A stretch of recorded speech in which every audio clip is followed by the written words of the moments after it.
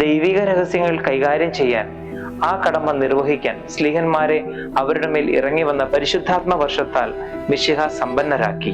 അവരുടെ സഹായികൾക്കും കൈവപ്പ് വഴി ആത്മാവിന്റെ ദാനം നൽകി. ഈ കൈവപ്പാണ് നമ്മുടെ ഇക്കാലം വരെ മെത്രാഭിഷേകത്തിലൂടെ കൈമാറ്റപ്പെട്ടിരിക്കുന്നത്. എന്നാൽ തിരുപ്പട്ട കൂദാശയുടെ പൂർണ്ണത മെത്രാഭിഷേകത്താൽ നൽകപ്പെടുന്നുവെന്നാണ് ഈ സൂനദോസ് പഠിപ്പിക്കുന്നത്. ഈ അധികാരം അതിന്റെ സ്വഭാവത്താൽ തന്നെ മെത്രാൻ സംഘത്തിന്റെ തലവനോടും അംഗങ്ങളോടും ചേർന്ന് നിർവഹിക്കേണ്ടതാണ്.